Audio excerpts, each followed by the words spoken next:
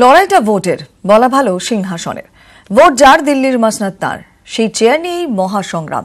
আর ট্রেনে চ্যাপটা দশা সাপ্লায়ারের। চেয়ার তুমি কার? কেন? যে বসবেন তার। যে বসবেন তার পছন্দ কি? কেন? যেমন তার রং তেমনই তার পছন্দ। তাহলে রং যার, চেয়ার তার। আর রংটা কার? যিনি রংবাজি দেখাবেন তার।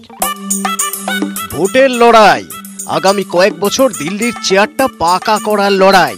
তবে কলকাতার ময়দানে যুদ্ধটাও সেই চেয়ারেই। রংবাজিতে যে চেয়ার জিতছে সেই রাজা সাজছে। আর এই চেয়ার যুদ্ধে কাঁদো কাঁদো অবস্থা ডেকোরেটরদের। ভোটের ময়দানে কর্মী সভা হচ্ছে বিস্তর।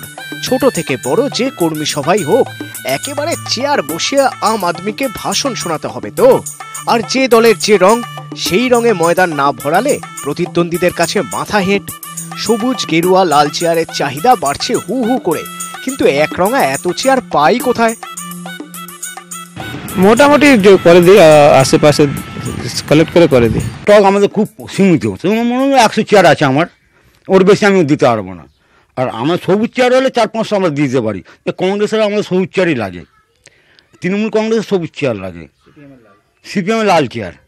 তোরা কি বলে যে আমাদের এই চেয়ার? হ্যাঁ, বলে দেয় যে আমাদের এই কালার চেয়ার দিতে হবে তোমায়।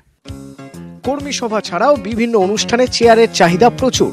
মোটামুটি সব রং মিলিয়ে প্রায় 1000 চেয়ার আছে কলকাতার বিভিন্ন ডেকোরেটর সংস্থার। কিন্তু একই রঙের বেশি চেয়ারের অর্ডার পেলেই বাড়ছে চিন্তা।